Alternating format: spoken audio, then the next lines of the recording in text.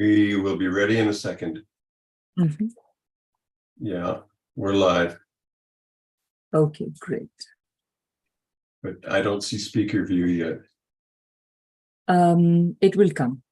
I am on speaker view. Sometimes I think the live streaming is with a few seconds delay. Yeah, okay. You're all set. Can you see speaker view now? Okay, yeah. Great. Okay, folks, so I think we should probably get going. Hello, everyone. My name is Radhika Desai, and I'm going to be moderating this session. I'm the convener of the International Manifesto Group, and this is another one of our normally bi-monthly webinars. This webinar, we have given the title Iran, Sanctions and Neoliberalism, and it really explores a normally unexplored aspect of sanctions. Sanctions are generally discussed in terms of their effectiveness. They are discussed in terms of the suffering that they cause, both of which are, of course, very important topics. But in this webinar, which was initiated by Bahman Azad, one of our speakers, he came up with this very good idea, and our conception really goes something like this. With the United States and Europe exerting maximum pressure sanctions on Iran, we know that they're causing great suffering, as they do everywhere where they are imposed. And in response, of course, like other countries that are sanctioned, Iran is also trying to build an economy that will be resistant to sanctions. However, the way in which the sanctions are designed itself puts obstacles in the path of this. And one critical way in which it does that is that there is a well-entrenched pro-Western neoliberal section of the Iranian capitalist class, which still controls important parts of the Iranian economy. And they essentially sabotage these efforts, and smart sanctions are designed, in fact, to enable them to do so. So in a certain sense, therefore, smart sanctions are really part of a more sophisticated part of the regime change operations in which the United States is involved than we might imagine. So the result has been a struggle between the Iranian leadership and the representatives of this pro-Western section of the capitalist class. And exactly how this struggle unfolds will, of course, determine how and the extent to which Iran is able to contribute to the emergence of a multipolar world. So that's what we are here to explore. And the design of this webinar is a little unusual in the sense that we will have 4 speakers from Iran, beginning with Bahman, and then we will have, I believe the order is Bahman and then Ali, Taha, Ali, Parisa, and Taha. Is that right? Am I right? Ali, you're saying something, but you are muted.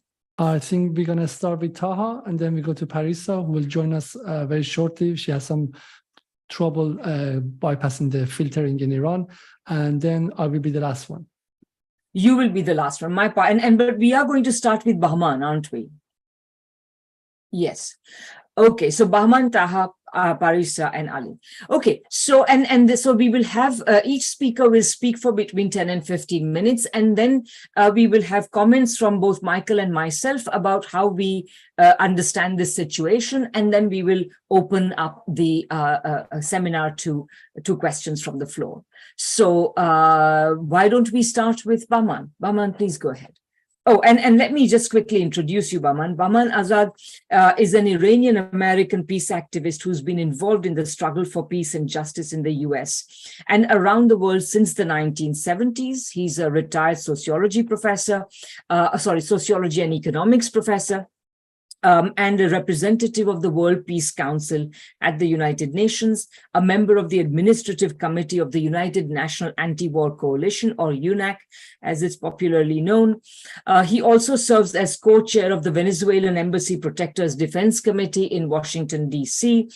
He's the coordinator of the Coalition Against Foreign Military Bases and the Global Campaign Against the US and NATO military bases, co-coordinator of the Hands of Syria campaign and the People's Mobilization, chair of the Iran Working Group of Veterans for Peace.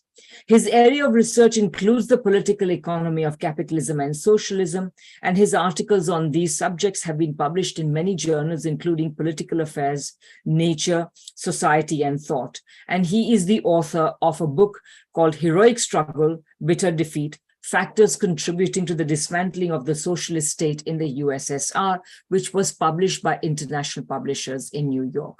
So, Bahman, please go ahead. You are muted. Thank you very much, Radhika. Sorry for being muted. It's an honor for me to be in among this group of presenting this important, very, very important topic, especially for Iranians.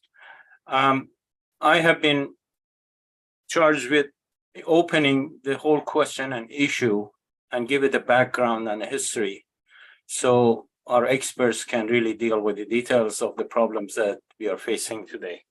It's not easy to cover about 4 decades of developments in 10, 15 minutes, so I'll be very general and talk about just the shifts and trends that have existed, and then leave the details of the discussion to our expert panel. I will start by recognizing or acknowledging several levels of changes in Iran that have started with the Iranian Revolution, and then the changes that happened in stages that led to this present situation. Iranian Revolution in 1979 was really an anti-imperialist and popular revolution, which ended about 50, 60 years of Western domination of Iran. It had a religious ideology, of course, and it was not just by accident. The Pahlavi dynasty had crushed all the nationalist left forces in the country for 40, 50 years, 60 years. And the only channels of activity that was left in Iran was the mosques and the religious channels. So the people of Iran rose using the banner of Islam. Many people call it Islamic Revolution, but I think it was beyond that. It went against imperialism, and it went against, it wasn't for the purpose of religious struggle. It was for liberation. And that was the essence of the revolution. Following the revolution, Ayatollah Khomeini, what is known as his political line historically, called for many fundamental transformations. First of all, the new Iranian government expelled about 60,000 US military advisors and personnel. They nationalized the banks, they nationalized the insurance industry, they nationalized foreign trade. They turned over the embassy of Israel to PLO. They changed they turned the embassy of South Africa to ANC, and made many changes in that direction, which are in line with many anti-imperialist revolutions that have happened. But this trend did not remain for long because certain things happened. The first step was the Iran-Iraq war that was imposed by the United States on Iran. And it has a tremendous impact on the balance of forces in the country. This 7, 8 years of war really destroyed the Iranian economy's infrastructure, forced Iran to be an importer of all of its needs. And in that process, the Iranian merchant capital that was based on, its operation was based on imports of basic needs, really gained tremendous power and wealth in the process, and gradually took over the parliament and pushed for certain changes in the direction of privatization and neoliberalism.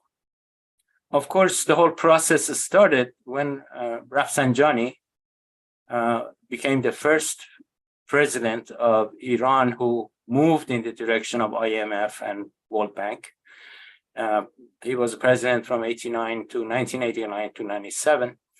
And it was the beginning of the transformation of the redirection of the Iranian economy towards the IMF World Bank policies. It was with him that rampant privatizations of trade, of banks, of industry and everything else, the whole process was reversed. And that was the process that was imposed on the Iranian economy. For the past 40 years, it remained until recently, and I'll explain when it changed. So in this process, the privatizations were not just normal privatization. In many ways, they were done in a distorted way, mostly transfer of ownership to insiders and corrupt elements in the society. And given the fact that the stability in Iran was not really secure, with all the attacks of the US and threats of the US, most of these privatized segments of the economy move towards speculation, towards kind of a middleman type of economy rather than toward the fundamental rebuilding of Iranian infrastructure. Of course, there was a trend within the Iranian Revolutionary Guard, which was given the task of reconstructing Iran after the war, which to me, it appears to me that it is the only place where really fundamental economic transformations in terms of production and capacity and technology have been developed. But other than that, the true private sector of Iran is really corrupt. It's mostly moving toward financial, banking, speculation type of activity. And because of the threats from the United States and the kind of security approach of the Iranian government to the whole movement inside the country, the degree of repression was very high for all this time. And this liberal class, neoliberal class, really took advantage of this repression because trade unions were not allowed, political parties were not allowed, and all other civil activities were restricted. So in that sense, they took advantage of the repression caused actually by US imperialism imposed on Iran because of the security threats and transferred to the public. These guys really built huge amount of capital and gradually took over the whole economy. So this class really shifted the whole orientation of Iranian economy toward the neoliberal pro-West economy. Now, for these 40 years, the existence of this very class caused the United States to adopt a double-edged policy toward Iran, a kind of a carrot and stick policy. The carrot was for all these neoliberals in Iran and strengthening those forces through the smart sanctions and all kinds of things that we can discuss. And kind of a stick towards all those forces of resistance, Iranian foreign policy, Iran's role in the region, and everything else. So for 40 years, this was going on, a common double-layer policy of the United States towards the Iranian situation. What changed was the emergence of China as a main competitor, the entrance of the Russian forces into Ukraine, and the fact that the world started to move toward a different order. And US was totally on the defensive, and they realized that they cannot allow this thing to happen. So started punishing any country that had any leaning toward the East. Well, given the fact that the US was really punishing the resistance movement in Iran, there is forces of resistance in Iran, mainly represented officially by the Supreme Leader Ayatollah Khamenei himself, decided that there's no future for Iran in the Western orbit. And as a result, they have to move toward the East. Up to this point, the neoliberal capitalist class, generally, there are categories of them, different groupings in them. Among them, I'm sure our comrades will discuss that. were cooperating. They're working within the framework of Islamic Republic because they had their own day. You know, they were accumulating as much as they wanted to, and they were happy with it. But with this new policy, their interests became, was threatened because their orientation towards the West and cut off from the West would really hurt them. So they started moving toward the opposition, and they started raising the same issues that they benefited from in the past. The repression, the limitation on, free expression and this and that. And so they decided to move toward the opposition. And of course, their move toward the opposition is definitely supported by the West. And now they're acting as a kind of fifth column, practically. I don't mean they are consciously, but they are practically acting as a fifth column, resisting the move toward the East in Iran, and sabotaging in every possible way they can in this process. Of course, they were purged from the positions of executive branch in the last elections, and now that was another reason for them because they lost their say in some of the foreign policy issues, and they have moved fully toward the opposition camp, and that is the situation. Now the question becomes that the Iranian government, the forces of resistance in Iran are faced with a kind of a dilemma. If they continue the present state of things, their internal security, given the United States policy that it is a declared policy, it has been announced left and right, that Iran, with the military strength that is created for itself internationally, and the alliances it has created, it's hard to defeat Iran on the international scene. So the focus of causing trouble must shift into the inside of the country by creating popular unrests and discontent in the country. And they have been doing that for a while, and probably one of the examples of how explosive the situation can be was this last movement, this last death of the Iranian woman, and the whole uprisings that was, totally taken advantage of by the West. Although the objection was legitimate, they took it to a different direction. They tried to take it to a different, caused a lot of trouble for Iran. And of course, the neoliberal wing took advantage of the situation also and pushed the whole affair forward in that direction. So the question becomes, can the Iranian move toward the East succeed with such vulnerabilities, internal vulnerabilities, with such a strong opposition that controls all of the economy, causes all those class divisions, inequalities, deprivations, inflation, and everything else that is inflicting Iranian economy? Can the Iranian move toward the East and joining a new orbit be successful without disarming this pro-West neoliberal capitalist class that is sabotaging every step of the move? The Iranian resistance forces, there's a division that has emerged over time right now, that the resistance forces are now controlling the military, controlling the security forces, they're controlling the foreign policy, and part of the political apparatus of the government. The opposition is controlling the whole of the economy. So the battle is going on now at these two levels. Security forces by themselves and the military cannot create internal security.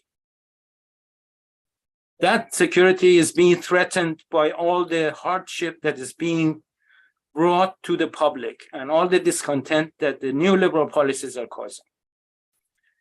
Therefore, it is a question of whether the resistance forces will be able to gather the support of the disillusioned people because of the 40 years of neoliberal policies to back them up in this battle with the neoliberal economic pro-West policies or not. And if they understand that they need that kind of a support to really overcome the resistance by the pro-West forces, then there is a need, serious need for restructuring the Iranian economy in favor of the oppressed classes and exploited classes. And the issue becomes, do they have the willingness to do it? Do they have the strength to do it? Do they have the know-how to do it or not? And this is the whole battle that is going on right now within Iran. But at the present, lack of people's mass participation behind the pro-East policy. Not that the people don't want it, the people don't trust the government at this stage because of the past policies of the neoliberal pro-West people. People are not getting engaged while suffering at the same time. They don't trust that this move is also going to be another genuine one. So what is required is a genuine step by the forces of resistance to really address this issue of neoliberalism in Iran if they want to succeed on the international front. And the question becomes, what happens to Iran if they don't do it? If they want to do it, which links of the change they should move in order to successfully push forward this uphill battle that they have against the pro-West forces. I will stop here. I guess I talked too much, but I thought I should set the frame for it so that experts can really build up on the issues that are involved. Thank you. That's really great. Actually, it really sets out the overall context and framework. So thanks very much, Bahman. Really interesting. And I already have a long list of questions and remarks based on what you said. But we'll go on to our next speaker. The next speaker is Taha Zainali. Taha is an Iranian campaigner and researcher based in Kassel in Germany. His interests include the political economy of contemporary imperialism, sanctions regimes, and the possibility of an alternative integration of Iran's economy into the world market. So absolutely bang on in terms of what we are talking about today. So please go ahead, Taha. Hello, everyone, and thank you, Radhika. I want to thank you and Michael and the Manifesto Group for organizing this event, and thank Bahman for inviting me. Following Bahman's important opening remark, which included contextualization, but also like a general overview and very important questions, I would build a bit upon the contextualization in order to discuss kind of a brief comparison between Rouhani and Raisi administration concerning their orientations in neoliberal economics. As Bahman already mentioned, Iran after the revolution confronted US imperialist aggression to be contained, which was started by that imposed war, but that was not only that was not the only case. So we have seen changing long-standing strategies by US imperialism to contain Iran. After the war between Iraq and Iran, and the death of Imam Khomeini, which was also at the time of the collapse of Soviet Union and the so-called unipolar moment, a specific faction of political elites in Iranian state took power, led by Hashemi Rafsanjani. So as Bahman already elaborated on that, from that moment, we have seen a certain, a massive amount of neoliberal policies that has been continued until right now. So during the Rafsanjani, they believe that idea of there is no alternative to neoliberal or like free market economy and integrating to the US-led world order. So they started implementing preemptively structural adjustment policies, even without any foreseeable possibility for achieving financial means by IMF, World Bank, or other international institutions. So in that moment, so obviously that went hand in hand with like a soft foreign policy. Iran even like in that specific moment of war on terror, cooperated with the US and the coalition forces like concerning security and information in invading Afghanistan.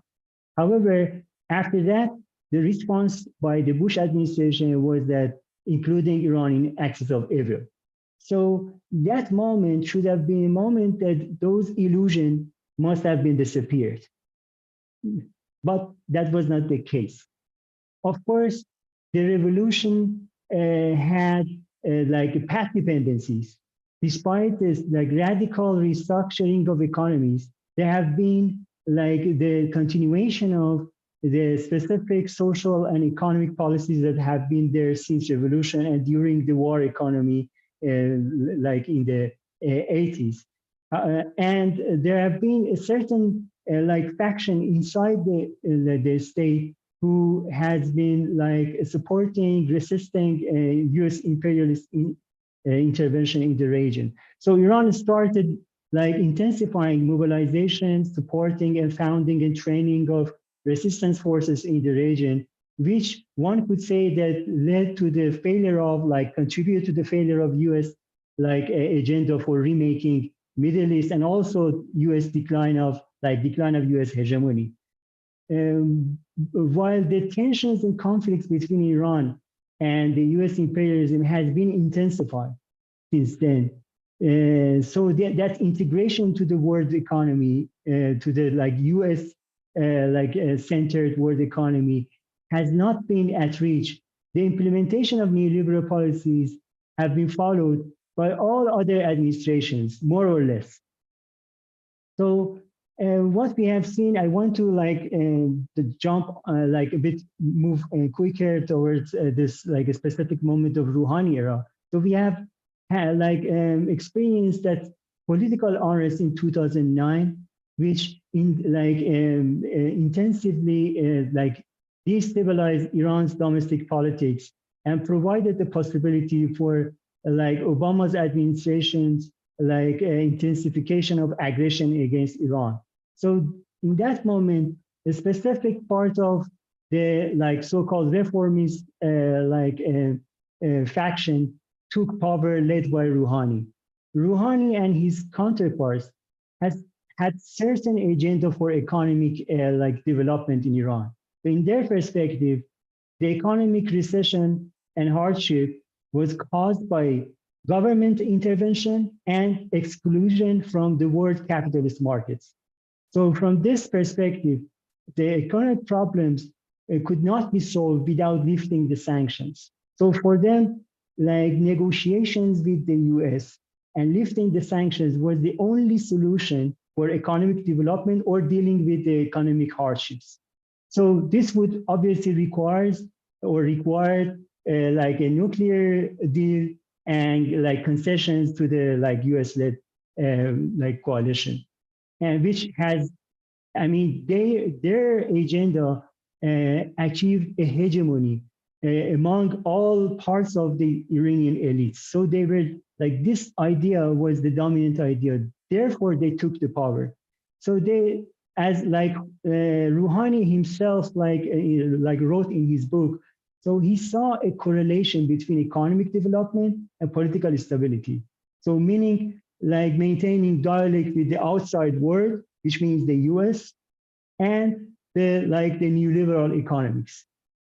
So I want to argue that there was a cohesion between international or foreign policy and international trade policies and the domestic like economic policies during Rouhani eras. So we have seen a soft foreign policy during the Rouhani era led to the JCPOA, and even after that, like with the hope of revival of the JCPOA, and the revival of the massive implementation of neoliberal policies, kind of preparation of Iran's economy for a post-JCPOA or post-sanctions era. So I would argue that like these kind of economic policies concerning domestic economy has not only contributed to resilience economy concerning sanctions, but also exacerbated the impact of sanctions. One could even think about this, that whether this was intentional. I want to give you like one example. So one of the like main impact of economic sanctions is the currency destruction, or like a national currency like intensive depreciation, which would lead to financial instability and like hyperinflation. So what Rouhani did, like for them, the market for the hard currency or foreign exchange currency must be like left to the market mechanism. So what they have done, facing with the like Trump's unilateral withdrawal from the JCPOA, they started to inject massive amount of hard currencies accumulated during the Ahmadinejad to the market, like to the exchange market. So Iranian like hard currency reserve have been like pumped to the like so-called exchange currency market in the Iranian society, which led to the like exacerbated the depreciation of the currency and contributed to the like inflation that was like existed even before that. So there are some like discussions of some like economic consultants of the Rouhani that they have been arguing for this policy, and their argument was that with this we are making Iran's economy competitive when the sanctions are lifted, because then this would mean that like Iran's businesses, meaning like because of the squeezing the wages, Iran would be competitive. So after the sanctions lifted, so we could have this economic development. So they had this illusion, even after the withdrawal of the Trump's administration from JCPOA, that we need to continue the same path in order to prepare the like economy for the economic development, as their they could have imagined. So since there's not much space to like elaborate on the aspects of the like neoliberal economic policies that implemented during Rouhani, I want to like mention a few important aspects of it. So one of the like main part of the neoliberal like economics or neoclassical thinkers, which was also like at the center of the Washington Consensus, was the getting the prices right. So this idea sparked the fact that the inflation is the most important problem between the Iranian people. This idea has been there since Rafsanjani. So they have done everything to eliminate state's administrative tool to control prices. Most importantly, this included eliminating the subsidies for the basic goods and for the means of subsistence, and the subsidies for energy and gasoline prices. And this has happened during Rouhani era in a sudden move to cut like massively the subsidies for the gasoline prices, which led to the 2018 uprising. So also there was this idea of cutting subsidies of means of subsistence, which was imported, basically the food. However, because of the security concern, they have not eliminated the subsidies directly. Instead, they eliminated the subsidies, and then they provided a subsidized and cheaper foreign currency to the importers of the basic goods, in particular the foods, which actually did not help with like mitigating the inflation as the impact of cuts of subsidies. So we had another uprising after like this implementation of this economic policy.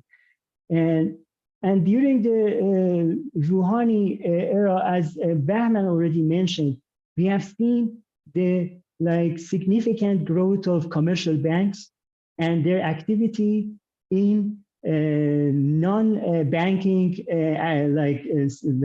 business, including speculation. And Rouhani administration openly and actively promoted the speculative activities, not only for the enterprises, but also for the people. So we have seen a subordinate form of financialization during the Rouhani era that has kind of canalized the limited amount of financial national resources towards speculation instead of the production sectors. And so I mean, as I don't have so much time to continue, maybe in discussion, we could come back to that. But what is more important, or what is important, is so there was a cohesion between Rouhani's domestic economic policies and international, or foreign relations. At the end, while it was clear that because of that post-withdrawal and the Biden even didn't revive or didn't show the will to revive the JCPOA. So Rouhani's administration was bankrupted. However, they kind of they blamed the Iranian regional anti-imperialist interventions for that failure. So after Rouhani, the demands for justice was spoken in a way that was not before. Even during the campaigns, during for the presidential election, all the candidates were talking about the class gap, class inequality, and the demand for the justice. That was not the case before. So one could see that how difficult is the conditions for the ordinary people to to have the basic means of subsistence. And so Raisi in this period came to the power. He took the administration, and with this perspective that sanctions are to be there. So we will require a resistant economy or resilience economy. So one would expect a sort of delinking or departing from neoliberal path in Raisi administration era. Concerning foreign policy, international trade, diplomatic relations, I would argue that Raisi has done his part towards an alternative integration of Iran's economy to the world market. While on the one hand, the intensification of the dynamics towards the multipolar world has provided a space, policy space for Iran, and is providing this policy space. And Iran's also active involvement in this has contributed in this dynamics towards multipolarity. So one could see that Parisa, my comrade, would elaborate on this aspect, and she will discuss this international dimension more. So I'm not talking about this more, but I just want to say that so there was this departing or delinking from the Rouhani concerning the foreign policy, international economics, international trade. However, concerning the domestic economic policy, there was more continuation than breaks. While there was indeed some breaks, but there was not there was much less than what was promised and expected. So, for instance, one of the most important continuing policies during Raisi era was eliminating the subsidized hard currency for the importers of the basic goods, which was implemented during Rouhani era. So this was eliminated during Raisi, which contributed massively in hyperinflation during Raisi era. despite the fact that there was at least a tiny faction inside the Raisi administration that they were like doing their best opposing this and already like kind of explaining the consequences of this kind of neoliberal policy, eliminating that subsidy, which was justified with the argument for this, like because these these currencies are being mostly directed towards a specific clients, interstates benefiting from this rent, which are corrupted and not contributing to contain the prices of the goods. So the corruption was there. There has been like certain factions of the capitalist class, not necessarily pro-West like reformists, also including those who are maybe giving lip service to resistance economy, but they're beneficiary or they're sharing these benefits. But at the end of the day, this was the working class and impoverished that was experiencing the devastating consequences of that inflation due to that policy.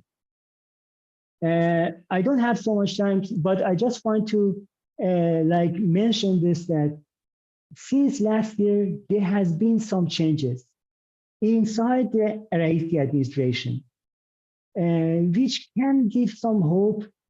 But this I would leave to the discussion to come back to this, how optimistic we could be. And but we have seen a tiny faction in the Raisi administration who were there since the beginning, openly arguing for a necessity of an anti-neoliberal economic reorientation in state.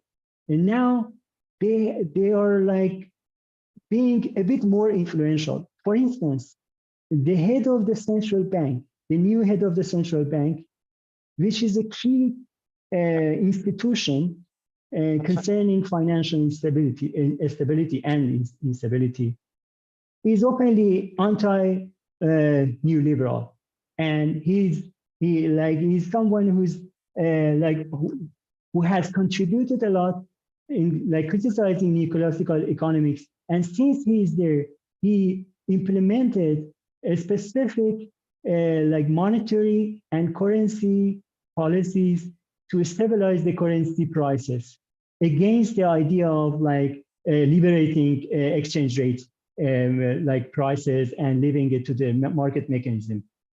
While these tiny factions are not powerful, and there's a very strong resistance against them, and one could hope that they could achieve more positions or be more influential towards reorienting Iranian domestic policies.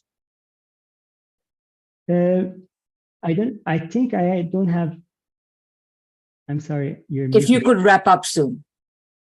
Okay, thank you. So as I said, I hope in discussion we could come back to that, but I just want to say that Raisi's administration, the question is whether this situation can be sustained.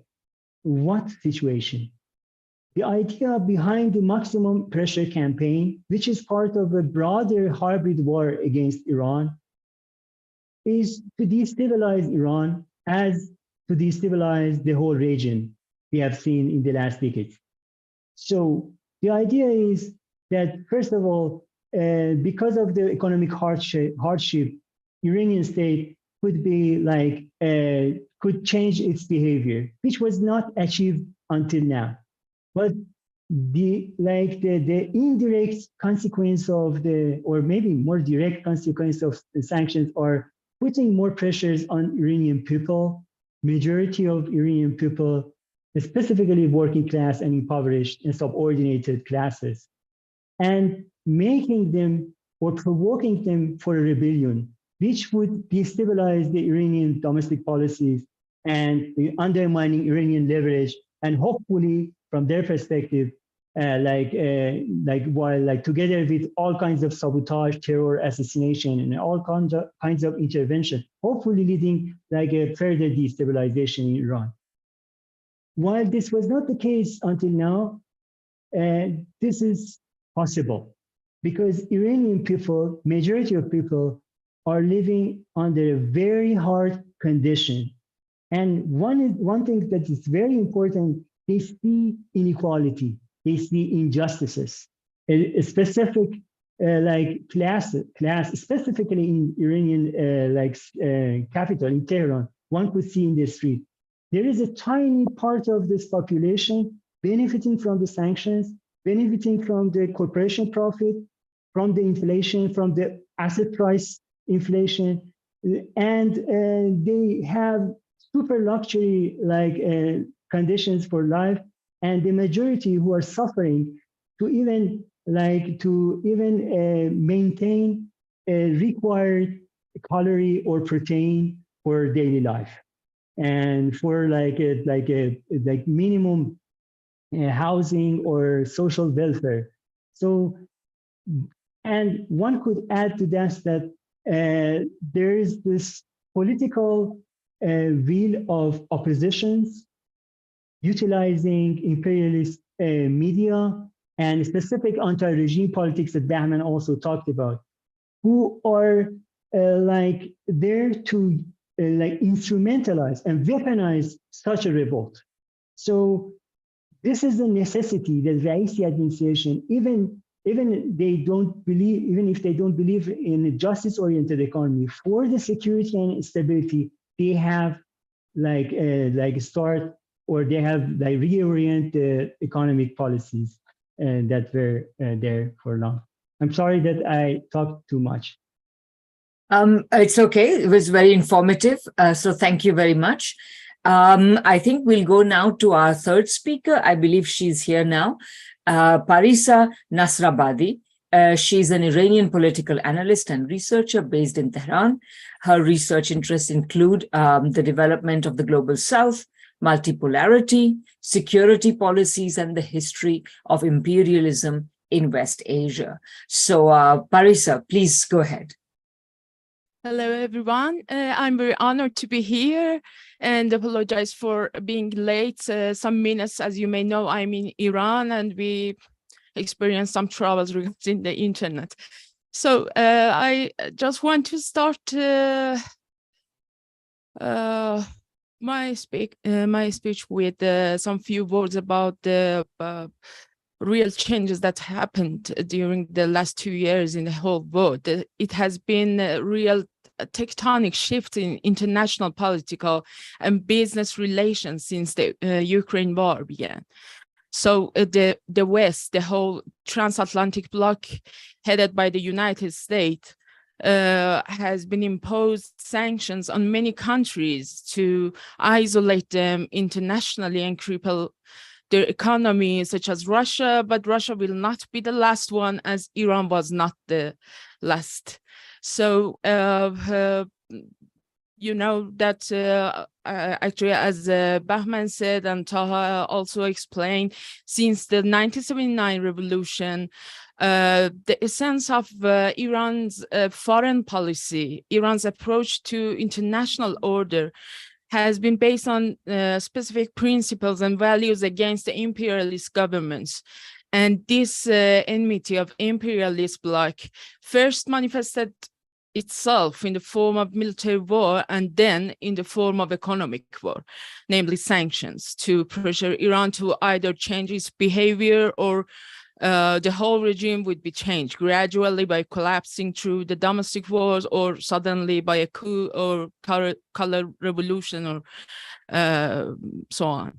So this sanctions framework is designed periodically regarding the contingencies, strategies, and tactics maintained by the US and its allies in transatlantic bloc. And the turning point in their performance actually was the secondary banking sanctions occurred around the 2010 and actualized in 2012. So US specifically use these financial mechanisms as a weapon. This financial weaponization aims to use financial instruments such as FATF, SWIFT system, and other banking systems and sanction regimes to reach specific goals regarding these securitization purposes. All mechanisms are articulated around the pivotal role of the dollar as the most powerful weapon of the US, not as the monetary instrument, but as the sword of Damocles to maintain the unipolarity and the US global hegemony, either through imposing crippling sanctions or waging other forms of financial warfare against foes. Since the 9/11, US has used this power with increasing frequency, actually. So these sanctions on Iran was a real economic war, and the US still is planning and implementing it. And there are continuous plans to increase economic pressure against Iran. So the US can solve the remaining issues with Iran, especially in the region, regarding Iran's powerful influence through the region in the West Asia. And the JCPOA actually has been an experience for US that was very satisfying for them. And they want to actually reach another JCPOA, or maybe with the minimum advantages that they can give to Iran. So in this economic war, the economy should be adjusted according to this actual war requirements. But unfortunately, there's been no proper war position in terms of economic plans to oppose these sanctions with the less pressure on the lower classes and working class people in Iran. And when you are in the economic war, you need a war economy as well. So that needs the set of contingencies undertaken by the state, a system of planning, producing, mobilizing, allocating resources to sustain the violences that is as a consequence of the sanctions. And actually, we can say that the root of our vulnerability in the economic war has been internal, and not only with relying domestic potential and regional and international capacities. So to say the economic problems will be solved by interacting with the West as this pro-West factions, or these tendencies that are in the state, are still in the state, is totally wrong. It's a deceit and false argument. And a country that has the ability to manufacture advanced and very complex equipment, particularly in the military and nuclear industry, so they can make efforts to develop their capabilities in other aspects as well. But unfortunately, it was a real problematic for us, because these domestic neoliberal economists and policymakers who are still alive, and they were not satisfied with this sanction, but they claimed that this multilateral and unilateral sanctions imposed on Iran since 2008 have been isolated Iran from the global economy. And they actually they say that that's why they believe that Iran is a rogue and provocative state. Actually, they don't say it very clearly, but they believe it.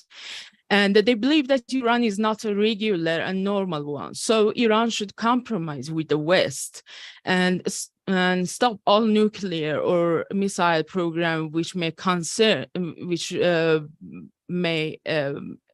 make any concern for the West. So they talk about the necessities of the development from their standpoint, actually, and the nodal point in their discourse about the development is to promote the idea that you cannot reach any level of prosperity and progress if you cut ties with the global markets and especially with the transatlantic capitalist states. And as the multilateral sanctions did slow many of Iran's economic processes associated with the globalization, particularly the attraction of foreign investment and technology, they just repeat their arguments and they are trying just to push the government to make another JCPOA. So that's been really problematic. And although thanks to these tectonic changes in the international order, Iran not only bypassed the sanctions, but also neutralized them in a proper level. But however, this dichotomy in the state has been one of the most significant barriers to make contingent plans for the economy of the country, bearing the most unprecedented sanctions, as Iran do. So what did Iran do so far? I can say clearly that in contrast with Rouhani's government and other pro-West cabinets, Raisi and his team have put several essential projects on the table which should be followed up. And I think that one of them, actually, Iran as a major oil producer has been on a drive to de-dollarize for years. So I think that Tehran made a major push to de-dollarize in a May meeting with 11 other countries, including India, Russia, and Sri Lanka. So given that Iran has been sanctioned for years, the countries of the West Asia has been discussing using yuan to settle trade as far back as 2010. And in 2012, China started buying crude oil from Iran using the yuan. So in February, Tehran and Beijing discussed increasing the use of the yuan and Iranian rial for bilateral trade, per the Financial Tribune and Iranian media outlets said. And also, Iran is linked up with Russia's payment system, the system for transfer to financial messages in February, and they have developed it to join these central banks in two countries. And I think that we doesn't need any third actually currency to trade with Russia right now. And Tehran also called on India to conduct bilateral trade in local currencies, and specifically in Rial and Indian rupee in May. That I think that is going to be actual.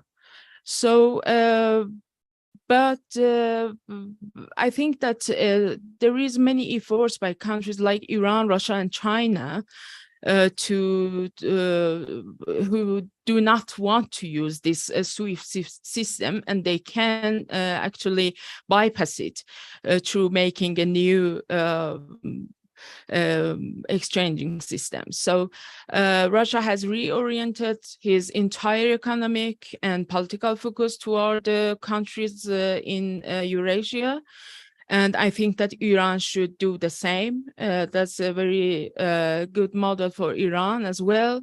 And strengthening the cooperation and ties inside the club of sanctioned countries to accelerate this de-dollarization is very crucial, and is a very necessary process. And it's possible, as you know, this U.S. Treasury Secretary Janet Yellen said a few months ago that Washington should expect a gradual decline in the dollar share of the global reserve as a global de-dollarization move is gaining momentum. So I think that it's going on, and Iran can have a very important role in it. And due to this Russia-Ukraine conflict and China's rise and emergence of the groups, some groups like BRICS and BRICS Plus, many countries are attempting to reduce their dependence on the US by participating in this de-dollarization process.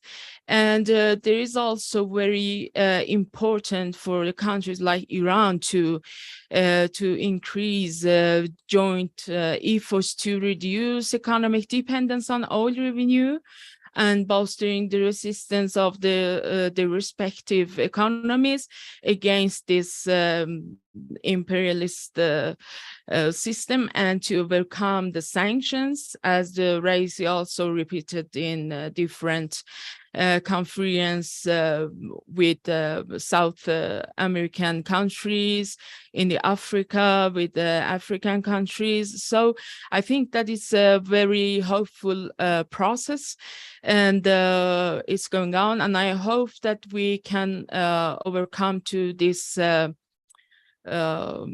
domestic barriers with this pro-West factions who are trying to just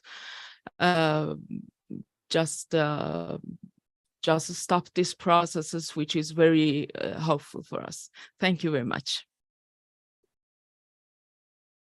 Okay, thanks very much, Parisa. That was also really very informative, particularly about the external de-dollarization methods and so on. Our next speaker, our final speaker in this in the panel, is Ali Alizadeh, and Ali is a journalist based in London, and he's the founder of Jadal TV, an independent media organization which functions in Persian and focuses on Iranian and Middle Eastern politics. So Ali, please go ahead. Okay, just 1 second so I can put my time. And okay. All right. Thank you very much for. The only thing is I don't see. Do you hear me? Yes. But I'm not on the speaker view. You may not see yourself, but we Okay. see you on the speaker view. Perfect. Yeah. Okay. Thank you very much for inviting me, and thank you very much for giving me, Parisa, and Taha this opportunity to talk.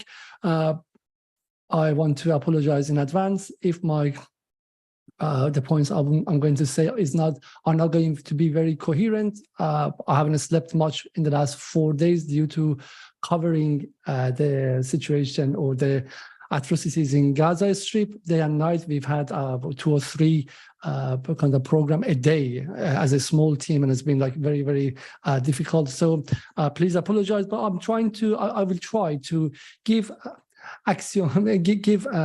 fragments of both my observation about Iranian economy and also some of my personal experiences and personal encounters in order to change and reform the situation inside Iran in the last 2 years with my media organization and with the thing that we've been trying to do. And I think that would be interesting because that gives us a kind of internal look about the Iranian situation, which might be a bit novel and different. So to start with, I would like to start with this kind of cliche depiction and presentation of Iranian state among the Western lefties group, Marxist, socialists, and it's very easy, it's a kind of lazy depiction, but it has been very influential and solid in the last not only about 30 years or in the last 42 years, I think, since 1981.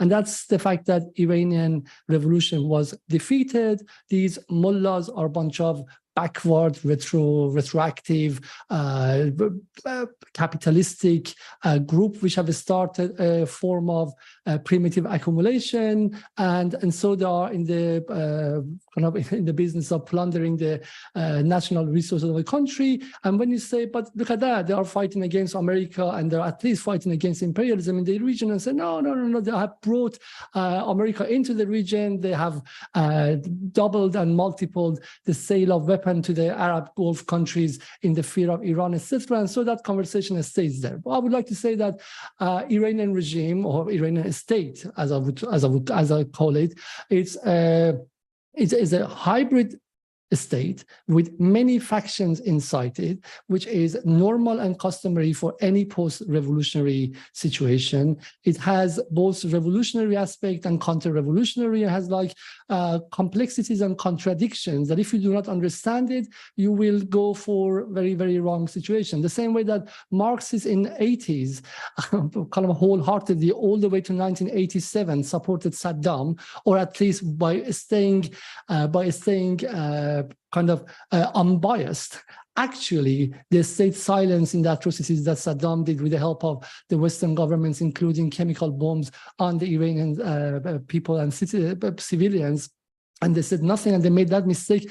And one of the reasons was because the trauma inflicted on the Iranian Marxist community who had gone to exile was somehow narrated and was given to their comrades in those different sister branch and different groups that they were working with those Marxist organizations.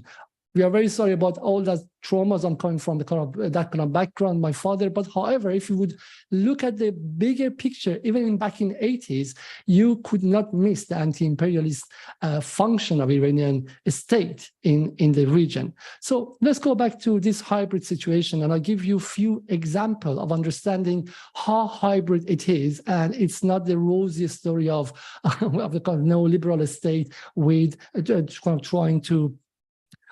trying to implement neoliberal policies. Because yes, true, if you look through the prism of labor law since 1990, all different factions, whether like Rafsanjani, Khatami, Ahmadinejad, Rouhani, and even Raisi, have done an assault on labor code, have done an assault on labor rights. They have made more and more precarity in the work situation. They have, we are covering it day and night. The last few weeks, we've been covering the 6 miners who got buried down in Tazare mine. We are familiar with that. If you look through that prism, yes, it is 100% neoliberal situation. But from the other side, still Iran has a welfare state, a minimal welfare state of free education, free university for a significant number of population, free health system is not perfect, but it is still within the obligation of the system. And there's a fight inside Iran. It is a fight inside Iran for one faction to remove them and take them away, and the other faction is trying to keep them. So let me just give you 3 anecdotal examples to show you how far it can go. Let me just take you back to April 2019, about a month after Donald Trump designated IRGC as a terrorist organization, which was an act of, it was announcing war to Iran. It's an act of preparation for war, which somehow got actualized in January 2020, 9 months later by assassination of General Qasem Soleimani. So it was the height of maximum pressure. And John Bolton and Pompeo and Mike Pence every day would talk about regime change and toppling regime change in Iran. So you couldn't imagine a higher level of tension and enmity between the two sides. And what happens in April 2019, a month after this designation, Iran welcomes a group of 4 people from IMF to come to Iran and dictate to Iran how to remove the subsidies, remaining subsidies on petrol, how to do the remainder of structural adjustment policies, and how to become more and more harmonious with the dictates of IMF. Ayatollah Khamenei finds out, and he personally, in a message, asked them to stop it. 3 weeks later, despite the toughest person in the country's official, or at least official requests, they still come with the request of Rouhani government. They sit down there, and exactly what they said, exactly what is being written there in the editing of Iran's annual budget gets implemented 6 months later in November 2019. And that's when the subsidies of petrol or gasoline, as Taha mentioned, is removed. And what happens? People come on the street, and 217 people, at least, according to the government, are massacred on the street. So this tells you about this contradictory situation. Well, let me give you another example. The example is in Women Life Freedom, that in at least my analysis, I will go further to it. It's not only, it is aspect of a social revolt. We know that Iran has a real crack about like both gender and also generational, and all these like social contradictions in Iran are boiling. Yes, it's true. That led to a genuine cultural riot lasting 4 days, genuinely and organically. What happened after that was a hybrid warfare. We believe that it was mainly pumped by Israel. Factions of American politics came after it. EU came after it. It got entangled with Ukraine-Russia problem. Yes, we all know that, but that's not all the story. The faction inside the country, Rouhani faction, the liberal faction, the reformist faction, the ones who were in the actual government until 1.5 years before that, 15 months before that, they were part of it. They were engine and drive of it, and they were pushing and pushing for it. Yeah. So in that situation, a man called Salah Warzi comes and actually takes side with the opposition, takes side with the people on the street. And actually, when we say people on the street, I mean, if you've seen too much media, you may think it's the young people burning the scarf. No, people on the street after the first couple of weeks became those who would burn policemen and would burn like the pro-regime people and would stab the police, etc. So it became a little Syria after the first couple of weeks, and he supports them. And what happens? About 8 months later, he becomes nominated to become the head of Iran's Chamber of Commerce. Big, important place. A man who will automatically sit on about 100 different state-based councils and groups. So he will have access to secrets of a state, financial secrets of a state. He's going to be, he's equivalent of 2 or 3 ministers put together.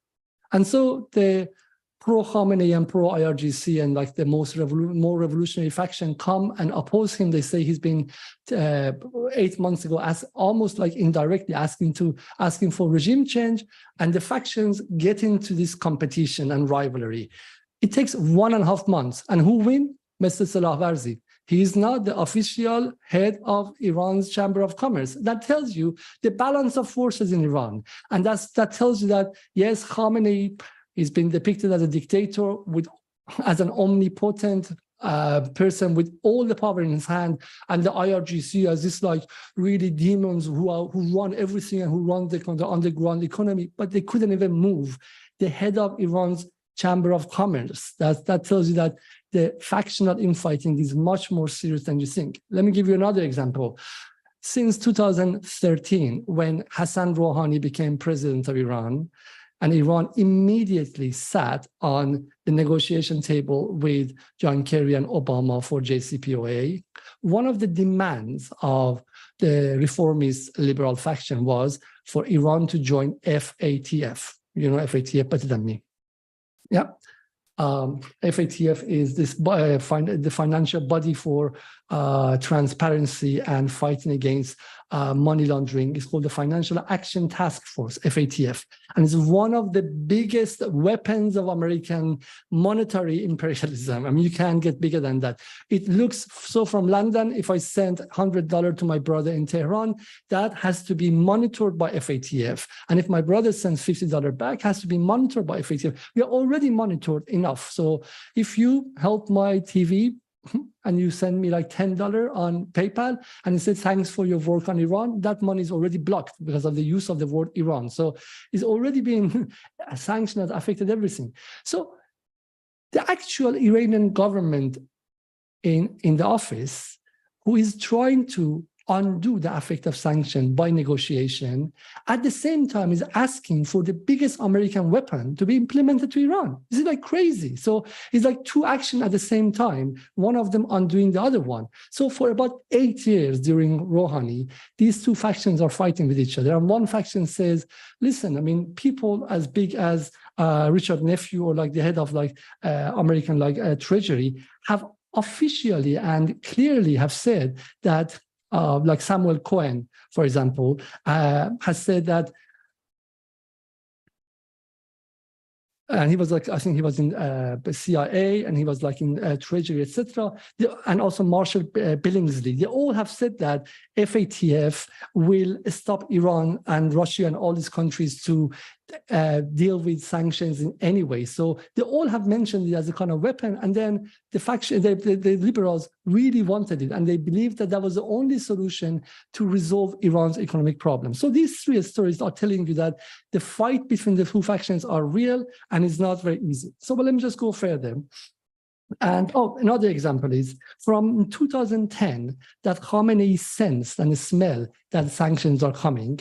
And by the way, even that one was after the infighting inside Iran broke out, because 2009 has to be seen as the fight between the two blocks of Iranian bourgeoisie. And when the reformists felt that Ahmadinejad is moving towards the east too much, they immediately, in the name of democracy and the rigging of the election, which was completely unfunded, they brought about 3 million people to the streets of Tehran, the Iranian middle class, the more educated class, etc. They came and they brought the country to the brink of civil war in order to stop the turn to the east. Remember, Iran and Ahmadinejad, with all his shortcomings and the fact that he did the highest number of privatization in Iran, but he started turn to the east before anyone else. Back in 2008, 2009, going to Latin America, going to Venezuela, going to Bolivia, trying to reach out to Brazil, and also like basically he did BRICS before BRICS was there,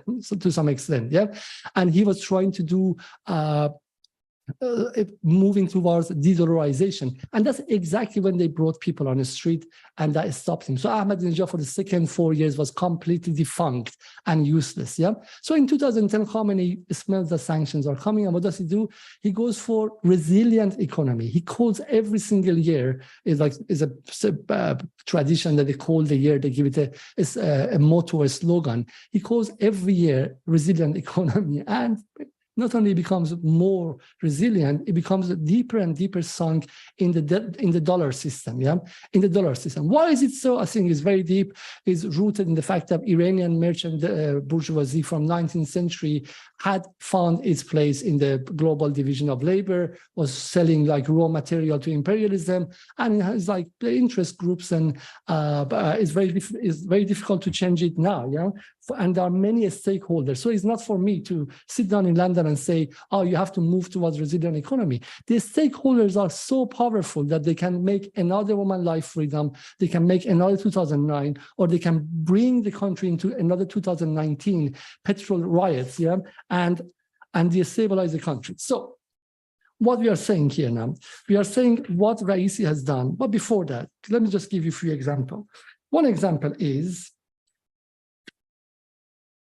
example of both sides, because there is also an epistemic problem here. Yeah? Taha mentioned the 1990 moment and the unipolar moment. That unipolar moment is very important in Iran because of three things. Khomeini, who was more towards the what he called downtrodden and the kind of the lumpen proletariat, whatever you want to call it, or the poorer classes, he died, and the change happened, what we call it shift towards kind of Rafsanjanism.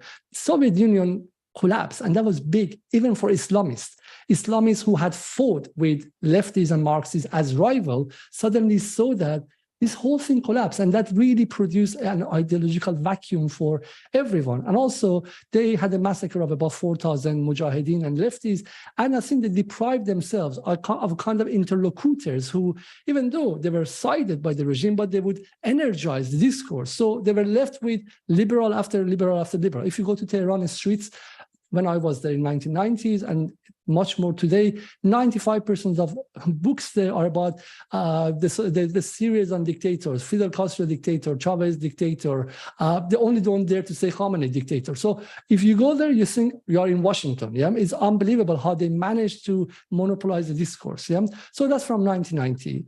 It comes, and Taha mentioned that, but we come to 2008.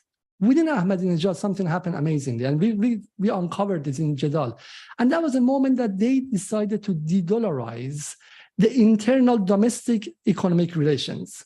So they de-dollarized the price of petrochemicals. Before that, the government would give oil for free to refineries inside Iran. And refineries would sell the products to the different companies, to people, to normal customers in Riyadh. Yeah? After that, the government said, that was the excuse. I want to earn more money, so I will charge the refineries with the price of FOB of Gulf oil. And the refinery said, thank you very much, but we will sell it to the customers inside Iran as the price of dollar as well. So suddenly, internal relations of economy in Iran became dollarized. And that is, in my opinion, is a kind of gesture of goodwill to American system, that we are paving the path for globalization, joining IMF, joining WTO that Iran applied to join 32 times and America declined. Yeah? We are paving the path. Look at us. We are really good boys, good girls. Yeah? Mainly good boys. We don't have enough women in the state. Yeah? But we are good boys. Please let us come inside. And that's exactly 2 years before the real strong sanctions started. So one thing, yes, Iranian state is not socialist, is not clean, is not pro-workers, yes, we know, but Iran is the first lab for America to test its biggest financial weapon in history called sanctions. If Chile was the lab for neoliberalism to be tested for the first time in 1973, Iran has been the lab. So America first used its normal sanctions in like 1990s. Then it went for its rule-based sanctions, 2010. It wasn't enough, went for risk-based sanctions. You know what risk-based sanctions mean? So with rule-based sanction, you have a list of people who are supposed to be sanctioned. So Ali Alizadeh is someone who can be connected to Revolutionary Guard.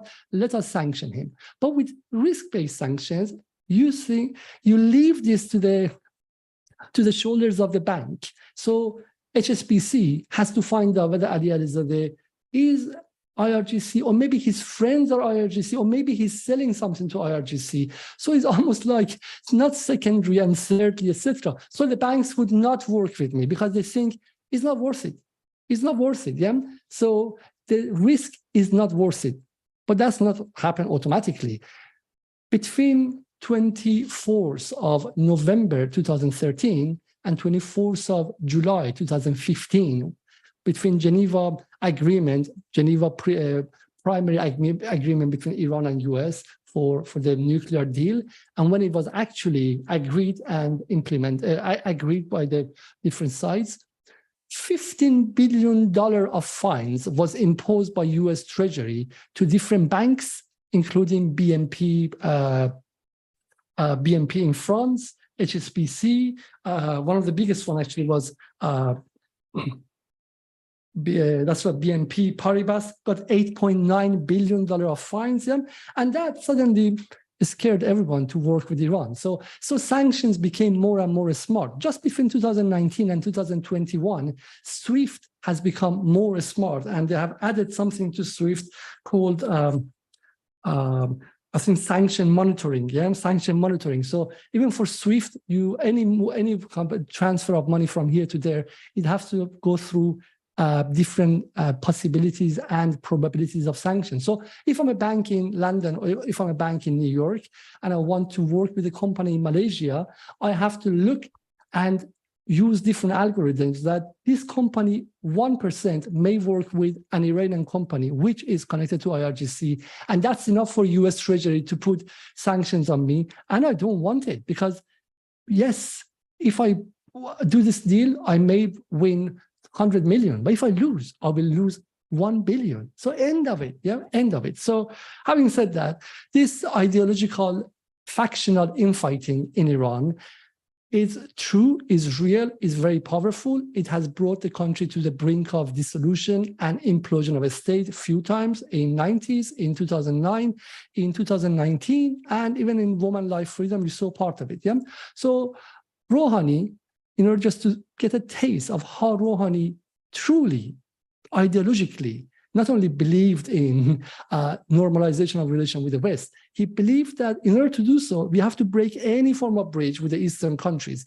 So when Xi Jinping entered Iran on 4th of, if I'm correct, should be 26th of January 2016, exactly 2 days after the actualization and implementation of JCPOA, with open hand of $600 billion package of deal with Iran, Rouhani sent him back. And famously, he left before Xi Jinping had left Iran. He left for Italy because he wanted to show the West that I am here for you.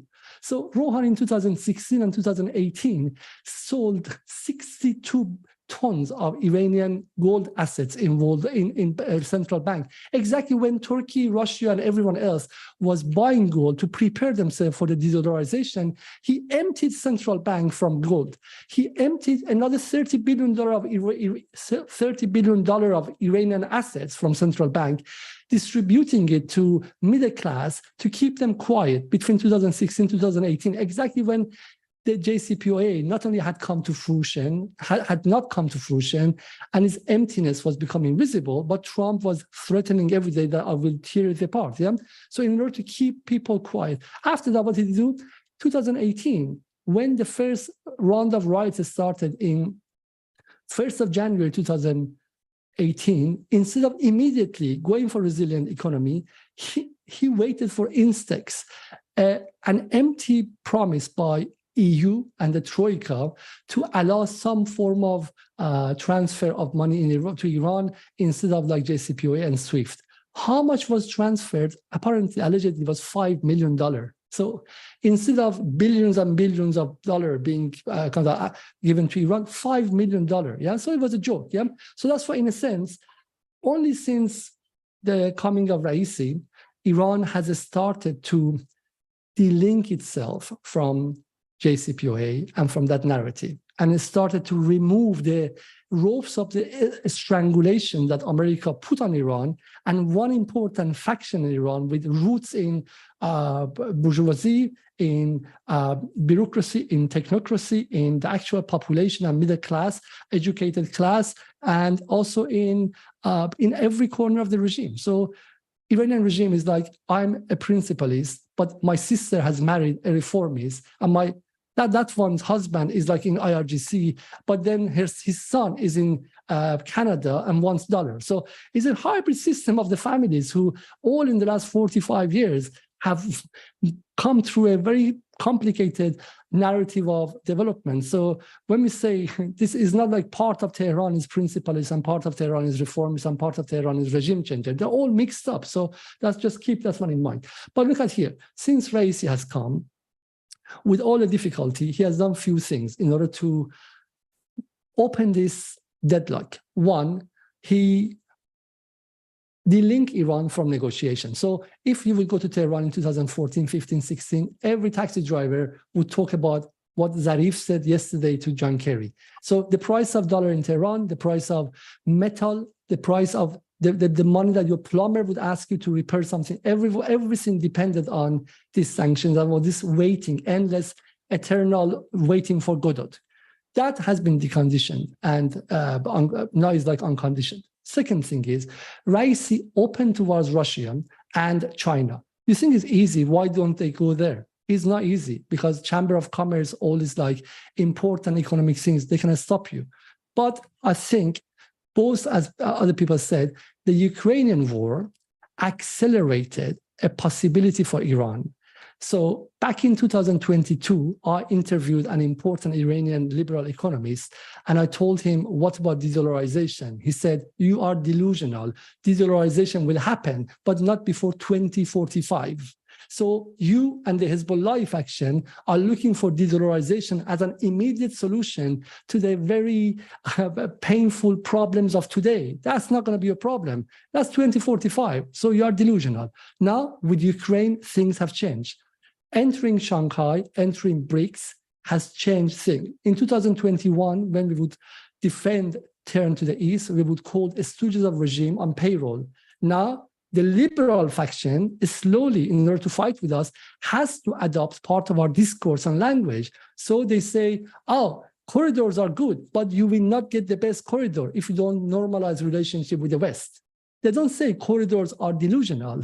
They are entering this conversation. I think that's a big shift in terms of discourse. They say, yeah, de-dollarization is okay, but it's still, for financial things, you need like some kind of normalization with America. Yeah. So I think that change is coming here. Raisi has done few things. One, when he come to power, Iran sold 400,000 barrels a day. Now, Iran sells 1.8 million barrels a day. So in a sense, sanctions were more or less neutralized, not bypassed, neutralized. Where is the problem? The problem is 1.8 million barrels a day, which is significant. And that gave Iran sorry if I'm mistaken, $63 billion last year of oil revenue, which is unprecedented and is exactly as much as what Iran did before initial sanctions in 2012. And so that means JCPOA is not necessary anymore.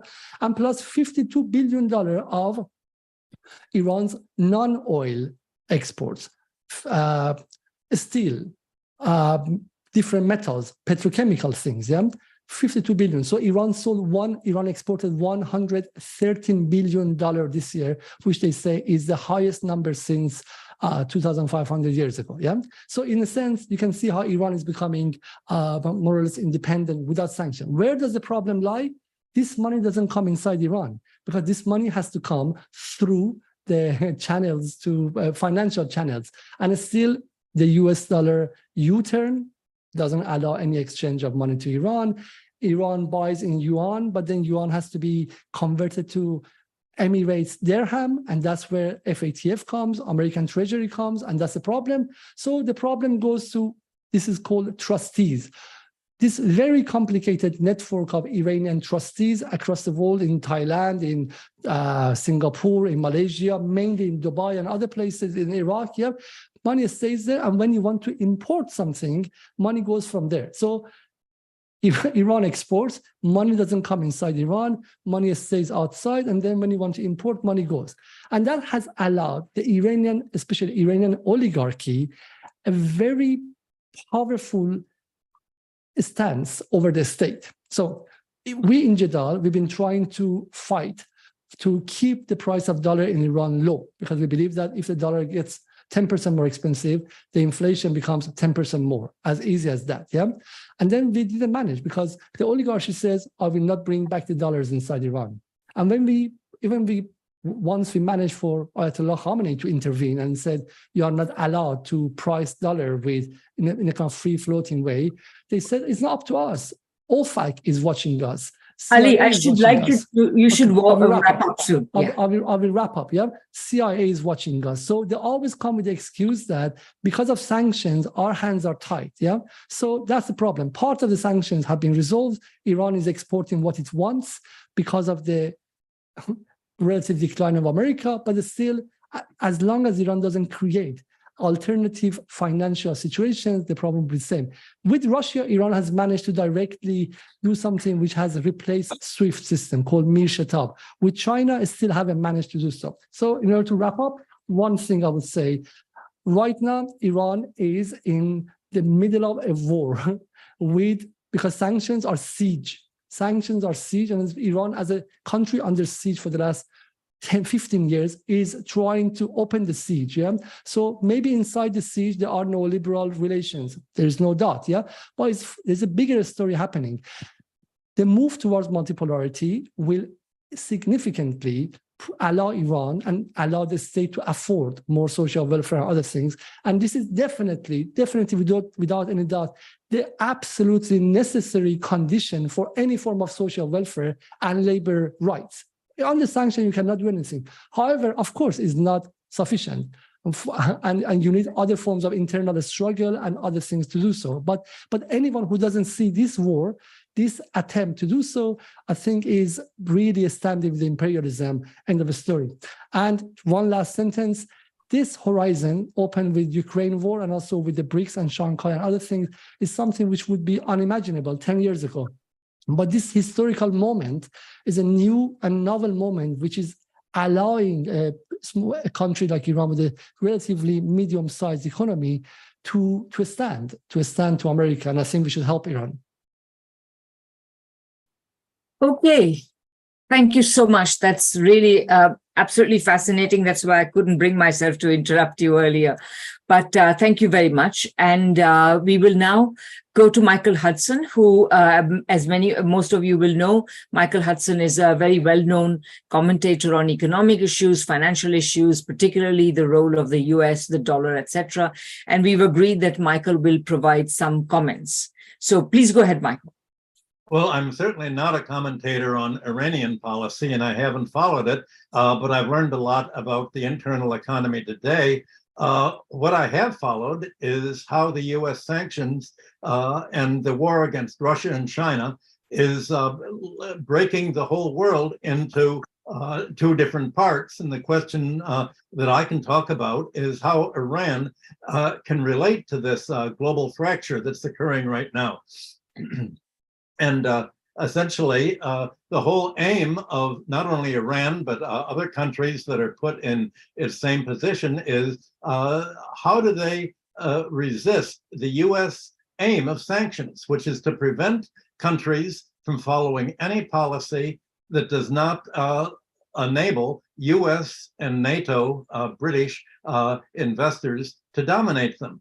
Well, that's what created the whole revolution, counter-revolution in Iran way back in 1953, when Iran wanted to nationalize its oil industry. All of this still stems from Iran's attempt to follow what is its own economic development instead of development that steered along the US and neoliberal lines. And of course, there have been, first you had the Shah's dictatorship, and then you had the Islamic reaction to it. So all I can talk about is how the effect of the external world to Iran, not on Iran itself. And the aim of these sanctions is, as I said, to prevent it from developing its own economy. The aim is to hurt civilians, as the commentators here have pointed out, to hurt the lower classes. They're the main victims of sanctions, and that's been the case ever since America's sanctions against Iraq. And the hope was that this was going to lead consumers to somehow, as if all these countries were democracies, lead to a regime change that would say we would rather surrender to the United States and avoid the effect of sanctions and live in the short run for the time and borrow from the IMF to get us by until the US and NATO have completely taken over our economy. By that, maybe we'll either be dead or we can have a chance to emigrate. Well, the hope is Iran has tried to cope by it's been forced to go it alone, and at least by going it alone, even though there's the strong neoliberal design within it, at least it hasn't been running up the debt and dependency to the IMF that other countries have. So it made, in many ways, it's easier for Iran to escape from the US sanctions once there's a critical mass of other countries that are all together saying we've all been threatened and the United States is trying to divide us and to conquer us, but we now have a critical mass enough with Iran, Russia, China, many other countries all joining together. We don't need the dollar and Europe, and without the dollar and the US and Europe, we can go create not only a freedom, financial freedom, but an economic system that's based on our own mutual growth. And it looks like that's what you're going to be seeing. The world can now, for the first time, since the Bandung Conference way back in Indonesia, they can say no to the U.S. demands and no to letting U.S. strategists tell them how to grow. Now, the question is, how will this breaking off the sanctions affect Iran's internal relations? I guess that's what you're really talking about. And so far, you've talked about how the past primarily. What I'm curious to find out in the discussion is who's going to benefit and how, and to what extent can the foreign aid to Iran that you're looking for end up promoting a altogether alternative to the U.S. type of neoliberalism, an alternative to the IMF that would not tell Iran, well, you've got to impose austerity and have financial reform on your economy, an alternative to the World Bank in favor of following China's Belt and Road initiative that will develop the overall economies and enable them to avoid the kind of debt trap that the current World Bank and IMF policies have put this in. Well, Iran can do this without the financial subjugation that's built into other countries. Other countries are going to have to literally repudiate what they've already owed to the IMF and the World Bank and withdraw. Iran's already virtually withdrawn from all of these in practice. So it has a head start in making it easy to join such a alternative group. The question is, what role can it play working with other countries to help design an alternative? The aim will be not only to break from the U.S. sanctions, but to break on the whole global system that the sanctions have been designed to enforce, a financialization along lines that are controlled largely by the U.S. and Europe. That's it's looking forward that I'm most interested in hearing from you. Okay, that's great, Michael. Really important and interesting questions, and I'll add a couple of my own, and then we will have a quick round of answers and open it up to further discussion. So, from my own point of view, I was really also fascinated to hear all the presentations and to understand a little bit more about the dynamics and the struggles within the Iranian economy. And it seems to me that one of the key things that sanctions are trying to do, and in general, the neoliberal approach or Western approach to the rest of the world try to do, is effectively undermine state capacity. What I heard from all of you is that right after the revolution, there was an enormous amount of state capacity, and the government acted in order to nationalize key sectors of the economy, including the banks, which was, of course, very important, and so on and so forth. But after the Iran-Iraq war, which was, of course, instigated by the West as part of a counter-revolutionary effort, really undermined the state capacity to a significant extent and sort of set Iran on this present path where there is a substantial neoliberal section which is struggling with the more revolutionary section of the Iranian leadership. So in general, however, I understood a lot about this class, this pro-neoliberal, pro-Western class. But what I didn't fully understand is exactly how they interact with the sanctions regime. Do they benefit from sanctions, or do they benefit from the relaxation of sanctions? I seem to hear both things, because it seemed as though once sanctions are imposed, then these are the people who tend to become sort of essentially benefit from the corruption that's involved in implementing them and so on, or the restrictions. Once the restrictions are created, then they benefit from them, and they also benefit from relaxing them. After all, Rouhani was the person who negotiated the JCPOA in order to relax sanctions. So if everyone could say a little bit more about exactly how this neoliberalism interacts with the sanctions regime, and also going forward, whether they wish to see a new JCPOA, or what else they wish to see. Indeed, you may even want to say something about exactly what their long-term goals are. Are they really seeking regime change, or are they not? So those are some of my questions. And maybe what we can do is go in the same order as the speaker. So we can begin with Bahman and go to all the speakers for quick responses. And then we'll open it up to questions from the audience. So Bahman, please go ahead. Thank you, Radhika. Of course, the others are much more expert on those details, but I can again talk about generalities here. Look at the question of sanctions in terms of bringing the dollars of the exports back home. The oligarchy is using these sanctions to accumulate or pile up the funds outside in the name of their private operations. So in a sense, they are benefiting. Some part of this oligarchy is benefiting from it. The question is also, if these monies, whatever part of it, trickles into Iran, in whose hands does it go other than private sector? To me, continuation of this situation, unless a radical move is made, strengthens the hands of oligarchy inside Iran, because this money is not getting to the working people. This money is coming through the private sector because the smart sanctions actually are opening the private sector path for exchanges and closing the state from exchanges. In a sense, they are redirecting all of these transactions to the Iranian private sector in one way or another, except for the part that is coming from China or Russia.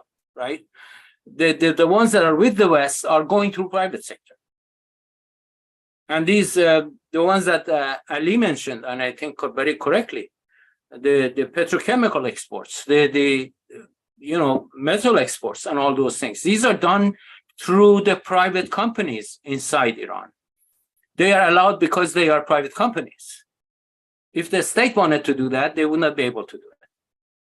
Now, the money they sell, the money stays outside.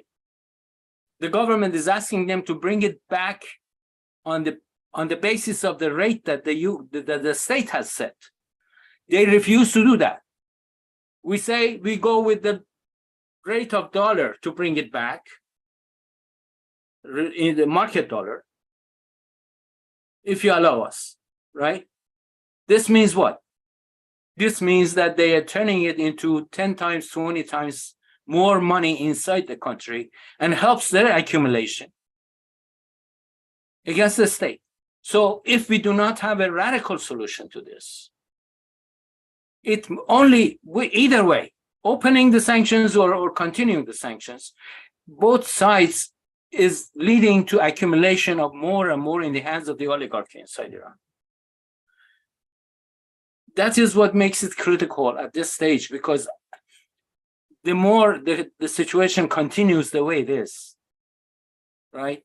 The hand of the working people gets weaker, and the hand of the neoliberal capitalist class gets stronger. And the ultimate result would be the opposite of what people of resistance, supporters of resistance want. So that is why I think there is a need for urgent action and more radical action, because this limbo is really destroying Iran. That's what I want to say. No, that's great. Thank you so much. Taha, please go ahead. Thank you for the very important comments and contributions. I would try to be brief. Firstly, I would like to add to what Michael already mentioned, that Iran, thanks to the sanctions, are not dependent on IMF, or are not in huge foreign debt, not like many southern countries in the world. So this could be seen as an advantage. Iranian economy in industrial, retail, also service sectors are not dominated by transnational corporations because of the sanctions.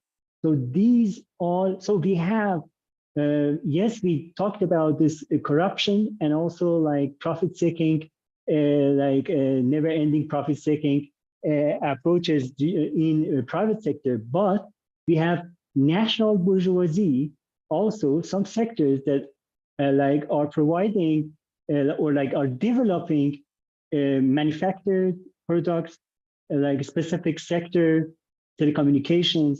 So I would like to say that there is a possibility for delinking from this new liberal orientation, like providing the fact that because of the sanctions, Iran has to have like its own national economy.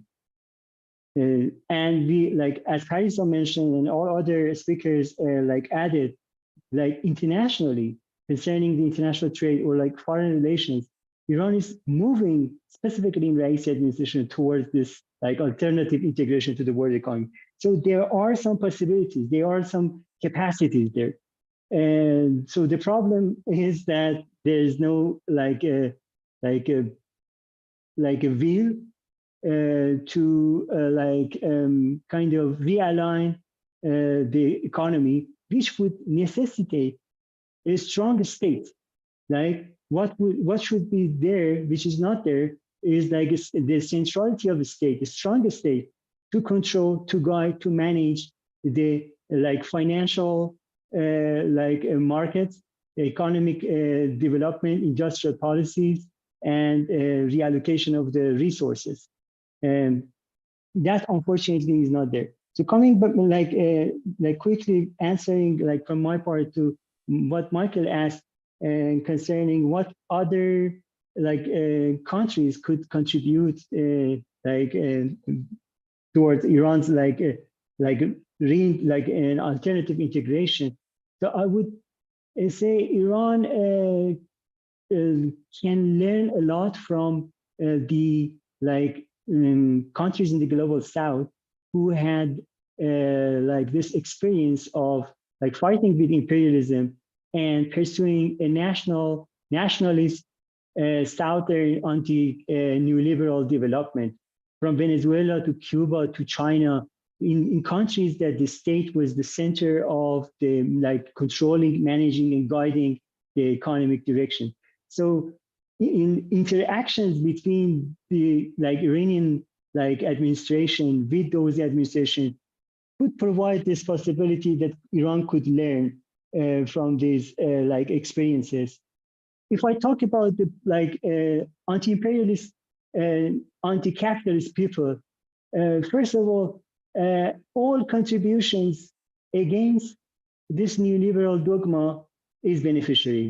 We are already benefiting from all the contributions, from Radical's works to Michael's and all others, because one of the most important problems, in addition to the class interest and power relation, is this neoliberal dogma. It's incredible in Iran that you could see that people who really believe that Iran has to move towards a resilient economy, but they cannot deconstruct this super dogmatic neoliberal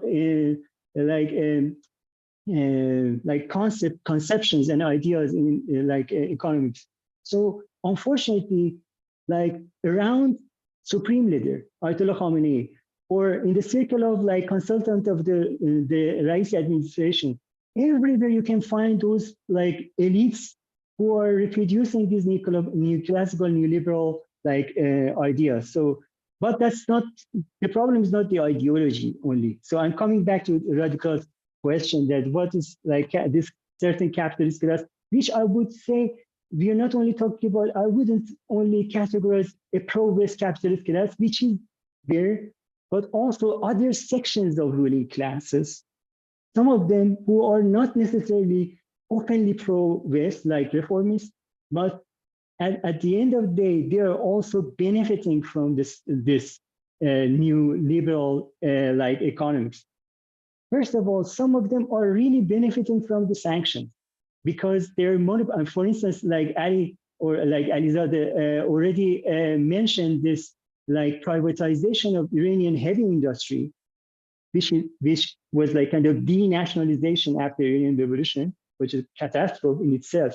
But then afterwards, we have these corporations, especially like steel industry and like petrochemicals, who are like benefiting from the sanctions, benefiting from the currency depreciation, because their earning, as Ali mentioned, their earning is hard currency and their costs are in real.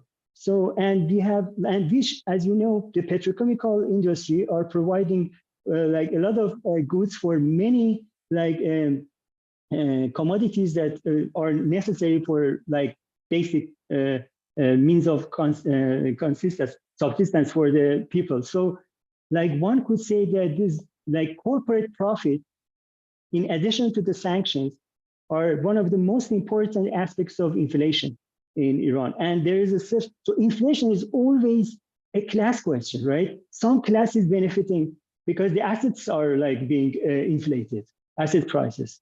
So they are benefiting. On the other hand, I want to say that any resilience economy, which would involve state, would be contrary to their interests. So therefore, that's, I think, even more important.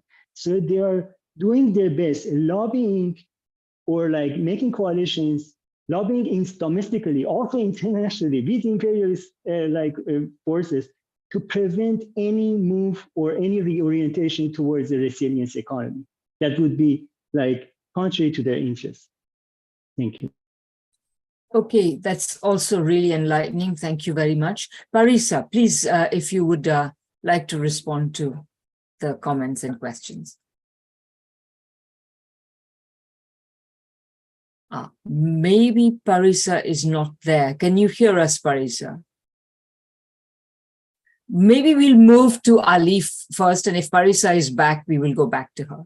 Ali, please go ahead. So I think I would like to have a bit of debate and a bit of disagreement with what Bahman said, and I think would be good to have a comradely disagreement here. It's easy to say that with sanction and without sanction, the benefits go to oligarchy. But who is the oligarchy? There's not one oligarchy. There are so many different factions in oligarchy. We in Jeddah have covered and have started a campaign against oligarchy, and we are in the forefront of it. At the same time, these oligarchies say Fulat Mobaraki, the biggest steel company in the region, which is not private, it's semi-private, semi-governmental, complicated, but at the same time, it is owned partially by many of the pension funds, yeah? So it can go down, but then pension funds will go down with it as well. It's a complicated situation. And yes, they are benefiting from sanctions. So when the government asked them to bring back the $52 billion, or Farzin, the head of the central bank, says, bring it back, the $52 billion that you sold, and sell it in 30,000 riyal, 30,000 tuman. They said, no, we want to sell it in 45,000 tuman, yeah? And we decide the price of dollar. We have the monopoly, yeah? First of all, this is going to change because the state is selling more and more oil. So in the last few years, the oligarchy has become too thickened and too fat because of sanctions. Second thing is the alternative routes to SWIFT, to dollar, is coming to existence. So the state now has the will. The previous state government didn't have the will, but the state has the will to move away from dollar. It's going to be a slow but a steady move. That's very important. Yeah. So at this stage, we need to do two things. One, we need to prevent the return of the pro-Western faction, because if they come, this project will be half-heartedly left. And again, we're going to start the same cycle. Ahmadinejad started it, he got defeated. We started the cycle of Rouhani 8 years and 4 years of defunct Ahmadinejad. And then they are trying to basically make Raisi defunct, yeah, and come back again. So that's one thing. We need to take a side here. Second, Khamenei is a conservative, yeah, and I'm not conservative, but I do understand why he's conservative. Bahman says we need a radical move. The state and the nation state has just recovered from a big trauma of woman life freedom, which was up to 8 months ago. Many commentators would say is the end of the regime. The state right now is in the brink of a possible war with Israel. So there are many crises in making, and Khamenei doesn't want to risk it. He's trying to, and he hasn't risked in the last 32 years. And I have to say that I do somehow trust his foreign policy. I don't like his internal economic policy. He's coming from conservative background, but regionally and internationally, he has played his chess game very carefully, and he has brought us here to the moment that Hamas can do what it did to Israel. This was unimaginable, and you have to see that's part of the platform that Khamenei has given to the resistance movement. So he has allowed for Syria not to fall apart, and he has revived Syria. He brought it out of the stomach of imperialism. It was almost like digested. Yeah. So he's playing very carefully, and he doesn't want an extra tension from within anymore. So what we are doing at the moment is we have to, I mean, they are trying to make the oligarchy or that part of it a stakeholder in turn to the east. You want to earn money. Oligarchy doesn't care. Yeah. At the moment, because the bureaucratic, administrative, and the infrastructure, all of them are benefiting towards the West. They can also benefit by doing deal with Russia, with China, with India, with other things. Yeah. And I think that's the conversation in the state at the moment. Yeah. So instead of sabotaging our turn to the east, become a stakeholder in turn to the east. Second thing is making the division instead of between people and the oligarchy, people and the people within the bourgeois class. Interestingly, the depreciation thing and the dollar becoming more and more expensive has benefited the big steel companies, or big petrochemicals. But as we have covered in Jeddah again, the smaller petrochemical companies have lost, because they are selling inside the country and they say everything has become more expensive for us. So small producers are losing. Yeah. So between the ones who are selling the raw material abroad and the ones who are producing material and goods for inside the country and domestic thing, there's a division. And now we brought the small companies to write a letter asking for supreme leader to intervene against them. So you can fight not only between the working class and the oligarchy, between the different factions of bourgeoisie as well. And that's the second thing. So I would say that Khamenei is conservative, and you have to understand why. And we should not somehow. One thing that Taha said, I think the global left has abandoned Iran, and more increasingly, because you know what, with Syria and Assad, I think they have done worse thing than the Iranian government. But Assad has this secular appeal. Yeah, when it comes to Iran, women issue, Islam thing, it makes it impossible. So no one in the left wants to touch Iran, and I think that has added. I don't think the problem in Iran is ideological or epistemic, as Taha said. I agree with him, but that has added to the problem. No one in the left. I think Michael Hudson should be in Tehran now. Why is he there? Yeah, Michael Hudson should be in Tehran and tell them about how dollar is a weapon. He should have been there from 2013. And be the consultant to them, yeah. But we don't want to touch them, and I think that's one problem as well. So I would say within this coordinate at the moment, rather than trying to throw it away and say either all or nothing, yeah. And I would observe it, and I would try to help those factions who are trying to de-dollarize and who are trying to turn to the east, which is a massive shift for a country which has been pro-Western since middle of 19th century. So it's changing 150 years old infrastructure of a merchant capitalist system. No, and Ali, that was all very enlightening. And just, I think you did not finish your thought about when you said that you were going to disagree with Bahman, because I think you were going to say something like, it's easy to say that both sanctions and absence of sanctions benefits this class. And you said that the presence of sanctions does benefit them in some ways, but then you didn't finish your thought. No, the presence of sanctions benefits some of them, yeah? And you can actually say, instead of benefiting from there, you have to benefit from that. But in order to have that, Radhika, you need to have a strong state.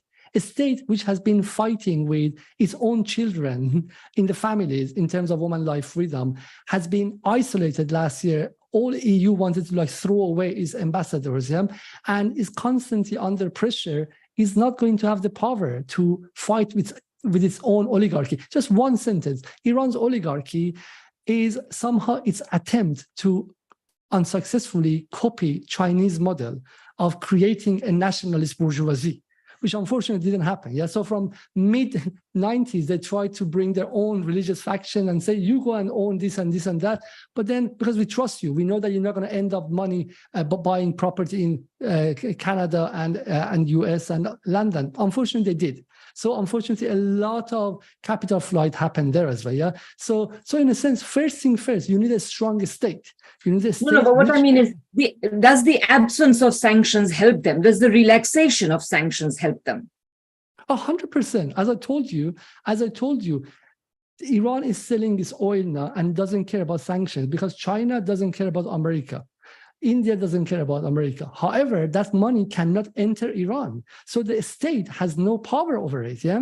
So now look at what happened in Russia. Russia obliged all these different companies to return the money into Russia, 85% return of whatever they have exported within 3 weeks.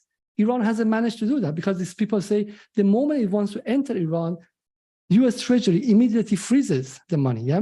So that's why Iran has neutralized sanction at the level of sale of its goods, but has not managed to create parallel mechanisms to SWIFT and US dollar U-turn in order to have a financial structure. And I think that's the second question that you asked.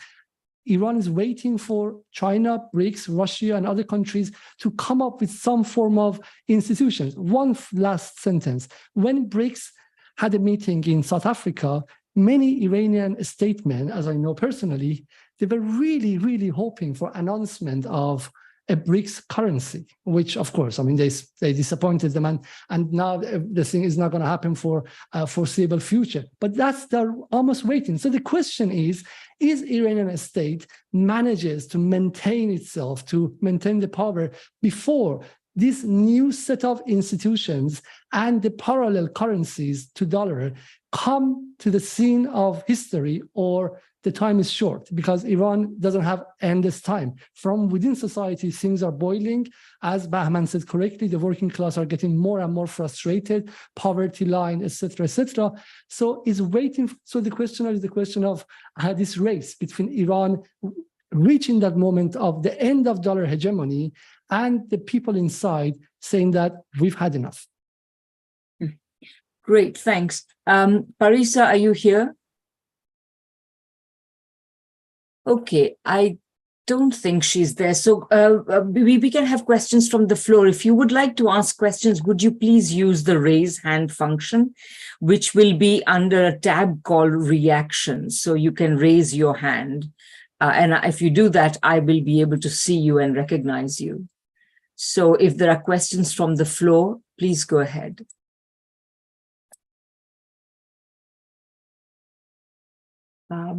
No questions. I'm surprised. There were some questions, and maybe, I mean, there's actually, you know, all this has been so thought-provoking that I'm filled with more questions than we have time for, and we should bring this to an end because we've been going for a little over 2 hours. But maybe since somebody did raise it in the chat, I will ask the following question: Could the panelists please say a few things, whatever they want to say, whatever the most important things they feel are about the current war between Hamas and Israel, and how they think it affects both Iran and, of course, the overall Middle Eastern order, such as it is, because, of course, it is increasingly being destabilized. But maybe we can end with that. So please, Bahman, I think we can go in the same order again. So Bahman, please go ahead. I leave it to our experts to discuss that because I have not been following it very closely.